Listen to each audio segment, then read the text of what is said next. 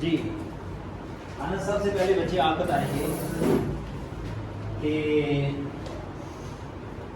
Adverb और adverb कोई एक एग्जांपल में सेंटेंस बनाएं जिसके अंदर एडवर्ब यूज हुआ हो। एक ऐसा सेंटेंस बनाएं जिसके अंदर एडवर्ब यूज हुआ हो और आप बताएंगे ये एडवर्ब है। बुक सारे बच्चे बंद करते हैं। अब कोई बुक से रिलेटेड या बुक के अंदर से टेस्ट नहीं होने वाला। जी पहले आप अपने सेंटेंस पर गौर करें।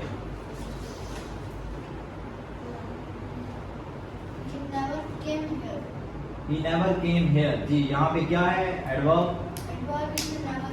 नेवर एडवर्ब है। जी आप बताएंगे एक सेंटेंस जिसके अंदर एडजेक्टिव का यूज हुआ हो। आप सेंटेंस बनाएंगे, मैं नहीं बनाऊंगा। सेंटेंस आप बनाएंगे जिसके अंदर आपने बताना है कि ये वाला एडजेक्टिव है। अब्दुल रहमान छोड़ दे बुक। जी बोले शाबाश। I like this painting। I like this painting। यहाँ पे मुझे एडजेक्टिव नजर नहीं आ रहा, आपको शायद आ रहा होगा।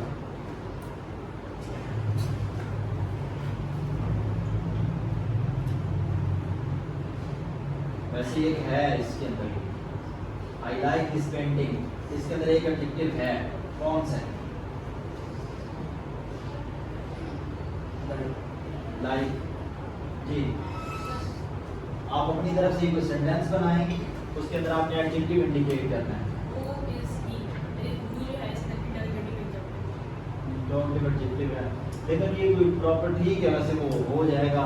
यहाँ पे आपने किसी ऑब्जेक्ट का नाम लेके ना, whose book is this, फिर कहते हैं ना, फिर ठीक था। अब उस वाला सेंटेंस ले लेते हैं। उसका सेंटेंस क्या है? I like this painting। this कह देते, this painting। तो ये क्या, कौन सा एडजेक्टिव होना था? this that these those कौन सा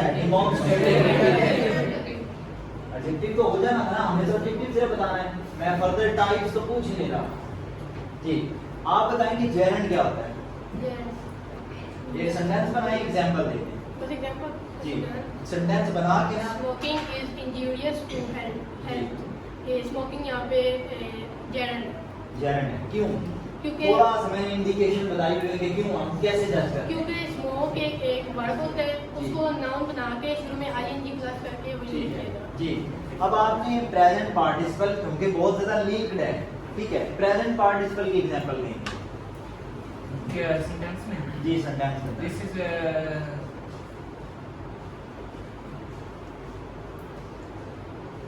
I am helping my mother. इसके अंदर हेल्पिंग है, वो एक वर्ब है कि हम काम कर रहे हैं। यहाँ पे जो से होते हैं जेरेंट, इसके अंदर आई नहीं आता, लेकिन वो नाउन और नाउन के तौर पे आता है। जी मैंने जेरेंट पूछी कि मैं नहीं, जेरेंट में वैसे बता रहा हूँ। यहाँ पे वो जो जैसे मैंने बताया, हेल्पिंग एक वर्ब है। नहीं, उसकी एक इंडिकेशन बहुत बड़ी मैंने बताई हुई है। एज क्या यूज होता है ऐसा?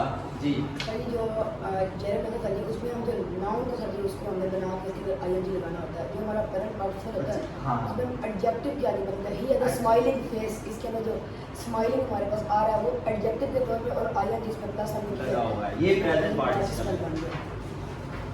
जी बच्चे आप बताएंगे, हमारे पास ना डिसीव की स्पेलिंग बोल दें सिंपली, DECIV। अच्छा उसके बाद आप बताएंगे प्रिंसिपल दो वर्ड हैं, दोनों के स्पेलिंग के साथ डिफरेंशिएट करें। सर एक होता है PRINCIP है, वो होता है स्कूल का प्रिंसिपल। एक होता है PRINCIPL, प्रिंस, CIPL वो होता है स्कूल। जी उसके बाद मोहम्मद आप बताएंगे, क्या वो स्कूल जाती है? ट्रांसलेट कर ऊंची जरा आवाज भी है ना, आवाज जानी चाहिए। क्या वो स्कूल जाती है? ठीक है। बारिश कहाँ नहीं होती है? जी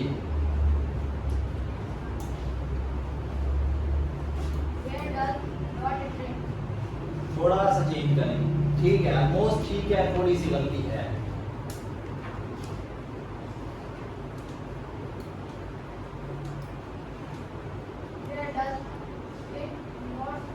गुड शाबाश। Where does it not rain, बारिश वहाँ नहीं होती है। अच्छा, आप मुझे ये बताएंगे, मैंने अभी वॉवल के बारे में कुछ पढ़ाया था, कहाँ पे हम एन यानी कि इंडेफिनिट प्रोनाउन और सॉरी इंडेफिनिट आर्टिकल्स और डेफिनिट आर्टिकल्स, पहले इन दोनों के बारे में बताइए, दोनों क्या होते हैं? Definite articles and indefinite articles, दोनों के बारे में बताएं।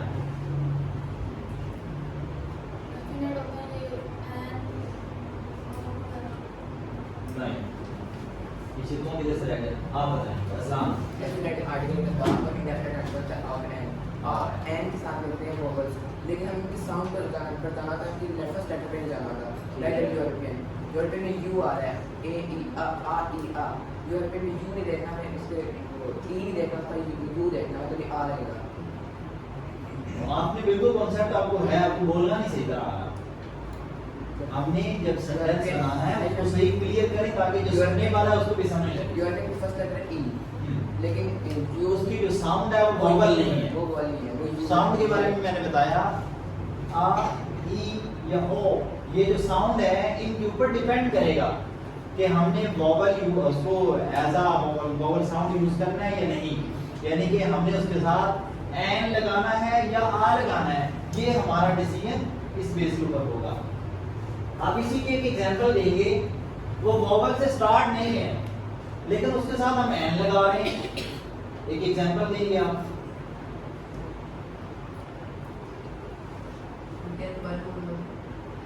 खड़े हो जाना पहले।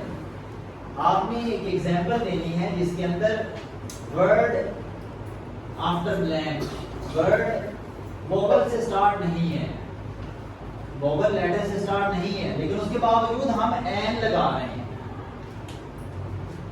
यही तो हमारे साथ प्रॉब्लम था ना जिसको हमने आज डिस्कस किया जी।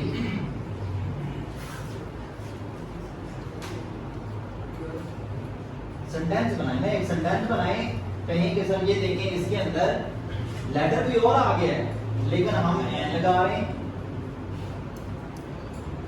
We used many of them today.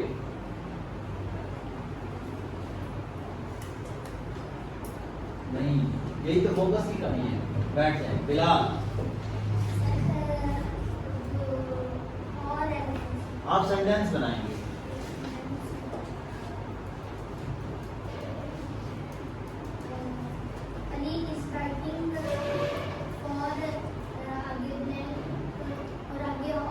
Good शाबाश, बिल्कुल ठीक है, एग्जाम्पल से ठीक है। आगे एक मिनट, मैं उसकी बात पहले आवाज पहुंचा दूंगी, क्या बोलना उसने क्या चाहा है और बोला क्या है। उसने बोला है Ali is writing या has been writing dash hour, HOUR hour। यहाँ पे अब आ लगना है या एन लगना है वो बताने लगे जी। सर इसमें जो एच है वो साइलेंट है, उसकी वजह से ओ की आवाज आती है। ठीक है, ओ की आवाज के लिए हम एन यूज करेंगे। अब हम क्या बोलेंगे यहाँ पे एन आवर, हालांकि एच है, ठीक है, उसके बावजूद साउंड पे डिपेंड कर रहा है। गुड शाबाश, गुड एग्जांपल जी। आप बैठे हैं, बैठे बैठे खड़े हैं आप जी। आप बताएंगे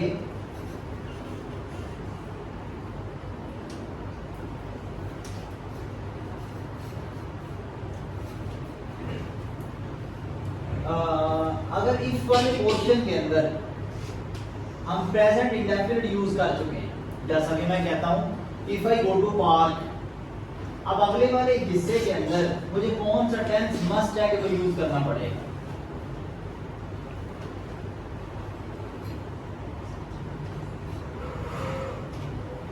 जिसको मैंने एज अ कंडीशनल्स आपको पढ़ाया हुआ है, कौन सा यूज करना पड़ेगा? देख लेना, कैमरा चल रहा है, किसी ने बताया तो नहीं? सीधा सीधा बता दें मुझे जी। अच्छा, उसके बाद आप बताएंगे, उसका बिल्कुल ठीक है। आप बताएंगे अगर इफ वाले पोर्शन के अंदर, कंडीशनल्स के अंदर, इफ के अंदर अगर साथ हैड आ जाता है, ठीक है, जैसा कि मैं एग्जांपल अभी मैंने बोलूंगा नहीं क्योंकि मैं आप उसके सामने एक दफा एक्सप्लेन कर चुका हूं। अब आप अगले वाले हिस्से में क्या यूज करेंगे जी?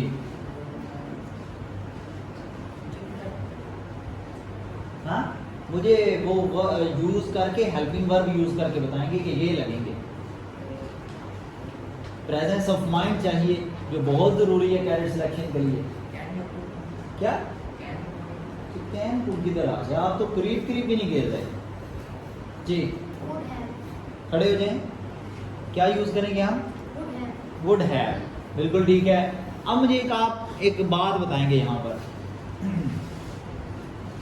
वुड हैव के बाद फॉर्म ऑफ वर्ब कौन सी लगेगी? सारों के लिए नॉलेजेबल चीज है। थर्ड फॉर्म क्यों लगेगी? हालांकि मैंने तो बताया मॉडल वर्ब जो हैं would, can, could, shall, should, may, might, सारों के साथ ही फर्स्ट फॉर्म ऑफ वर्ब लगेगी। आप कह रहे हैं कि नहीं जी थर्ड लगेगी। पकड़े, मैं आपकी बात को ही, बात आपकी ठीक है, मैं अभी भी 100% श्योरिटी से कह रहा हूँ आपकी बात ठीक है। आप मेरी बात को गलत साबित करके दिखाएं कैसे? conditional है, नहीं, कंडीशनल होना इसकी शर्त नहीं है जी। मिस्टर आलियान would have, खड़े हो जाए, शाबाश। आवाज आपकी यहाँ तक मेरे तक नहीं आ रही, कैमरे तक कैसे पहुंचेगी? नहीं, वुड हैव तो लगा लिया उसने, वो जस्टिफाइड है। बात ये हो रही है उसके बाद फॉर्म ऑफ वर्ब थर्ड है, इसने कहा लगेगी, मैंने भी मान लिया लगेगी, लेकिन मैं जिद करता हूँ नहीं जी फर्स्ट लगानी चाहिए। आप मुझे रॉन्ग साबित करें। मैं कहता हूँ फर्स्ट लग रही है, ये कह रहा है थर्ड लग रही है, मैं ये भी मान लूँ ये ठीक कह रहा है, लेकिन मुझे साबित करके दिखाओ। स्टूडेंट है ना, टीचर से पूछता है नहीं सर ये कैसे हो सकता है? अब मुझे साबित करके दिखाएंगे यहाँ पे फर्स्ट लगनी है, और फर्स्ट नहीं लगनी, थर्ड लगनी है। क्यों?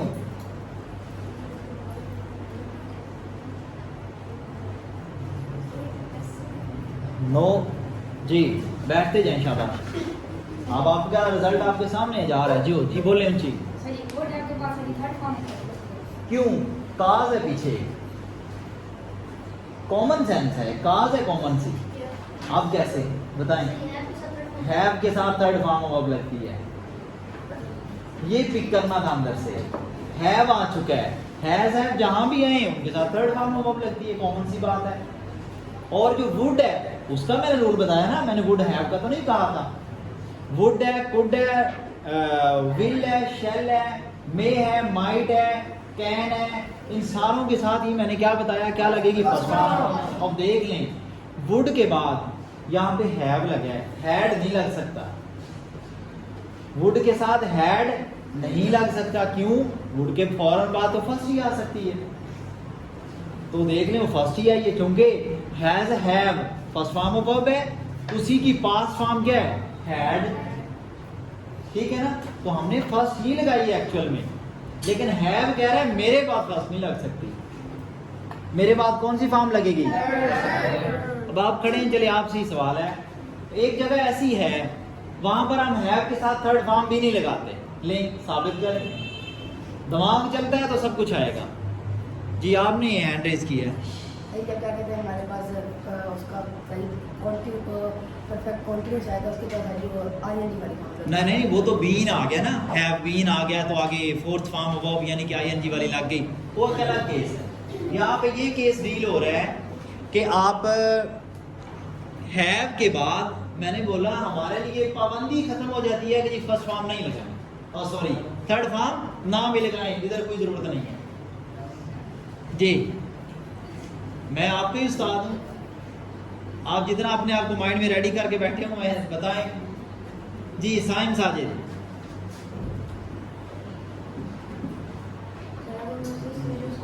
अगर हम मिस्टर बातें नहीं उधर सुने बच्चे, ऊंची आवाज में, ऊंची जरा आवाज आनी चाहिए।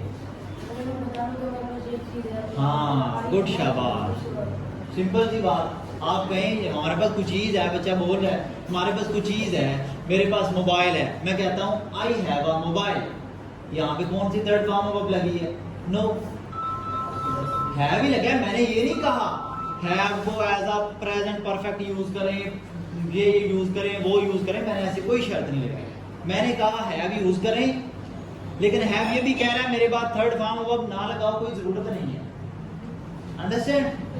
बैठ जाए, गुड। प्रेजेंस ऑफ माइंड चाहिए, मैं बार बार बोल रहा हूँ, बैठ जाए।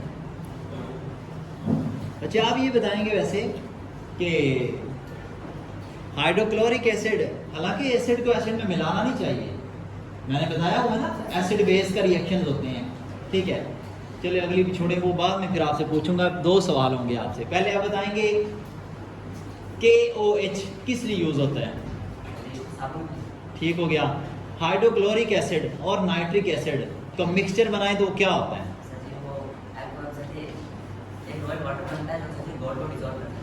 उसका दूसरा नाम क्या है? एक्वा। ठीक है, बिल्कुल गुड, शाबाश जी। मिस्टर खड़े हो जाएं, खड़े हो जाएं, खड़े हो जाएं। आप तो खड़े हुए भी बैठे हुए लग रहे हैं जी। आप बताएंगे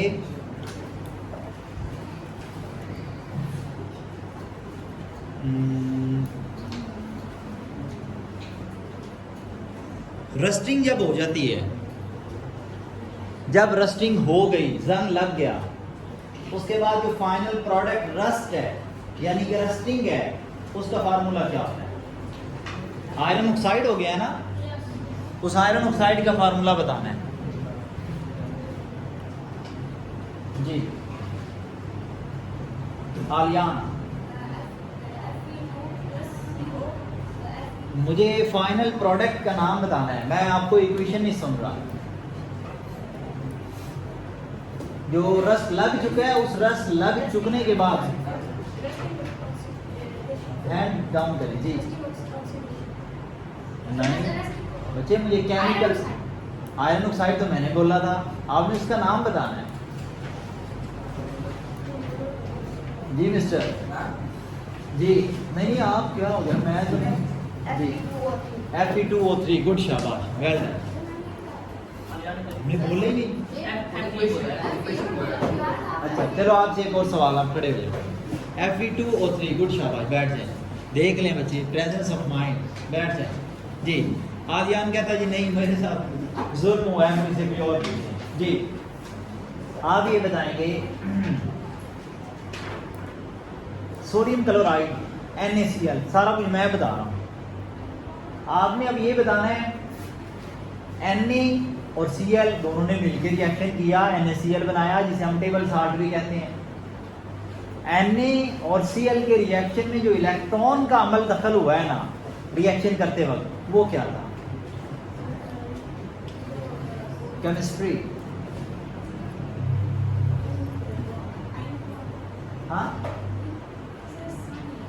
मतलब NaCl रिएक्शन हमने पढ़ा था, छठा चैप्टर है, चौथा है, छठा। Na और Cl, सोडियम और क्लोरीन दोनों ने रिएक्शन किया, उनके इलेक्ट्रॉन का क्या अमल दखल हुआ, वो मुझे बताएं। केमिकल बॉन्डिंग उनकी कैसे बनी, किसने किसको कितने, 5, 10, 15, 20 जो भी हुआ सारा बताएं। सुने गौर से, ऊंची बोलें।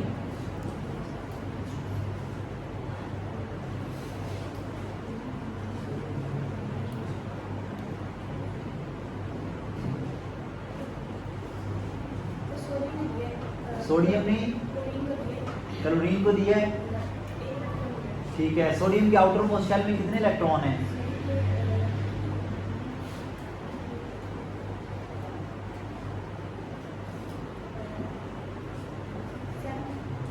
ठीक है, अब क्लोरीन पे आ जाएं। क्लोरीन के आउटर मोस्ट शेल में कितने की नीड है? 1, ठीक है। अब इसको फिल करें तो क्या बना टोटल? n।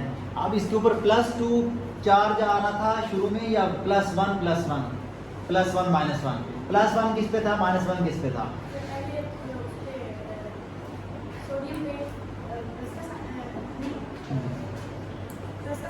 ठीक है। क्लोरीन पे क्या साइन था? हाँ हाँ जी।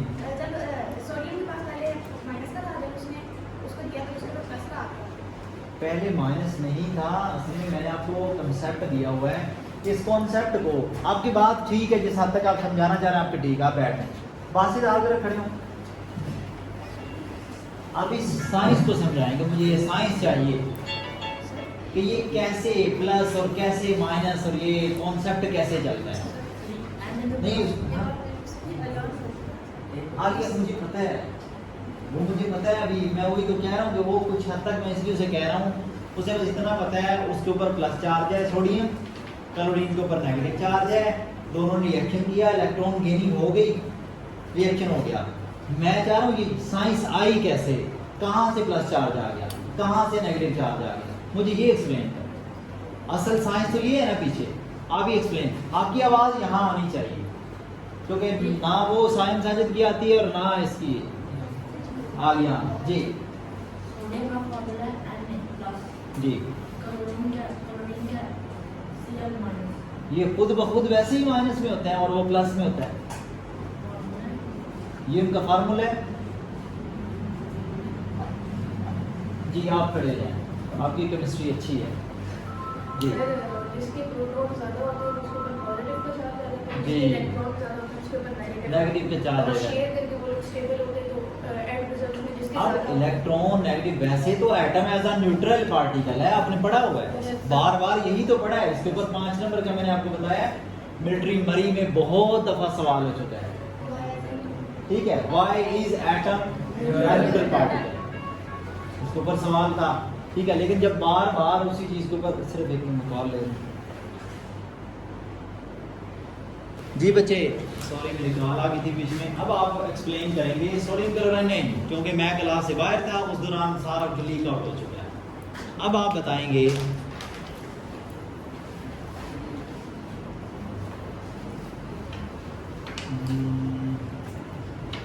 कोई और आसान सा खुद से एक्सप्लेन करना चाहें। इसी तरह एक फॉर्मूला बनाना है जिसके अंदर आपने उनकी केमिकल बॉन्डिंग करवानी है।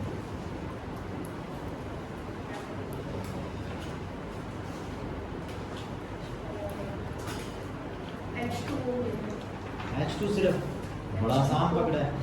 अच्छा H2O वाटर पकड़ लिया आपने, चलिए ठीक है वाटर ही पकड़ लें। वाटर के अंदर ये होता है कि ऑक्सीजन और हाइड्रोजन आपस में शेयर करते हैं अपने ठीक है। इलेक्ट्रॉन्स और स्टेबल होते हैं, और पहले जिसके पास ज़्यादा इलेक्ट्रॉन होते हैं वो नेगेटिव चार्ज, कौन?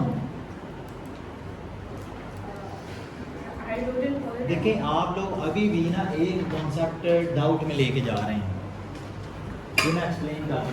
देखें कभी भी हम ये नहीं कहेंगे कि हाइड्रोजन पड़ा हुआ है तो हाइड्रोजन प्लस का है, ऑक्सीजन पड़ा हुआ है तो ऑक्सीजन माइनस का है। हम कभी ऐसे फैसला नहीं कर सकते। हमने तो खुद पढ़ा हुआ है एटम एज अ न्यूट्रल, फिर हमने ये कहाँ से दावा निकाल दिया कि उसका फार्मूला, इसने बोला है ना जुमला इसका प्लस का। जी आप बोले, आप बोलना चाह रहे, इसी कॉन्सेप्ट को एक्सप्लेन करना जो मैं करना चाह रहा नहीं।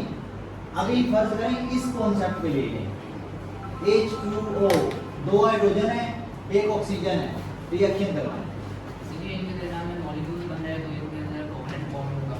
ठीक है। कोवलेंट बॉन्ड बनना है तो न्यूक्लियस शेयरिंग होगी इनके अंदर। ठीक है। हाइड्रोजन के अंदर एक इलेक्ट्रॉन होता है, ठीक एक है। इलेक्ट्रॉन होता है, लेकिन जो ऑक्सीजन होती है उनको दो इलेक्ट्रॉन की जरूरत होती है। जरूरत होती है। अब इसमें यहाँ तक एक दफा बात होती है, जब वो जरूरत होती है उससे पहले वो कोई नेगेटिव पॉजिटिव नहीं है, आम सादा है वो।